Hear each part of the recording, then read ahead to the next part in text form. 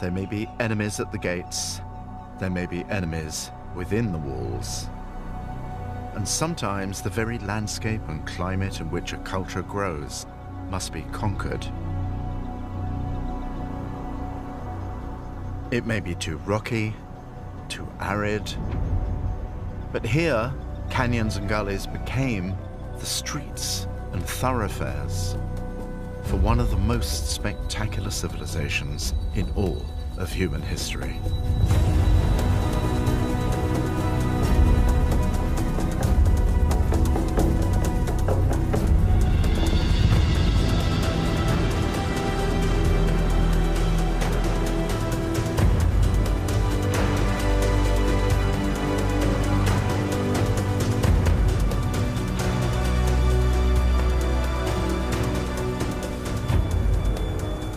This is Petra, where the sheer improbability of its location was also the secret of its spectacular flourishing.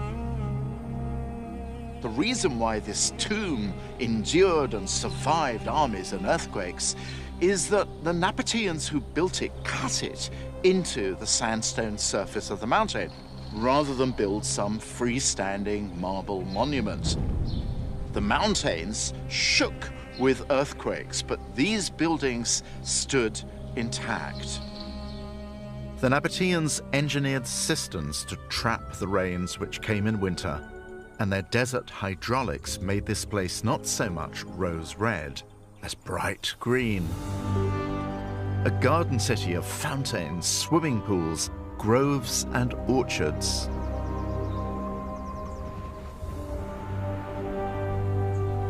And the water which made all that possible also made it possible to feed a city of 30,000 people, many of whom were immigrants from all over the region. There were Egyptians and Syrians and Judeans and Greeks and Romans, and they were all coming to Petra to enjoy what the Persians called a paradisa, a pleasure resort, a little bit of heaven on earth.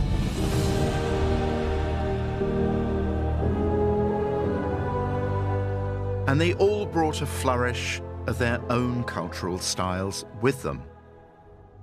Most of the art discovered here has been taken to museums, but what survives tells the story of a cosmopolitan playground. There are curious abstract representations of a Nabataean goddess, carved heads from the wine-soaked Hellenistic cult of Dionysos. Recent excavations have brought to light ritzy villas carved into the living rock. Inside them, here's to happiness murals from that same Dionysian cult. Cherubs, vine leaves, the inevitable bunches of grapes. And from the later years of Petra's life, Byzantine mosaics found beneath the sand and rubble of a ruined church.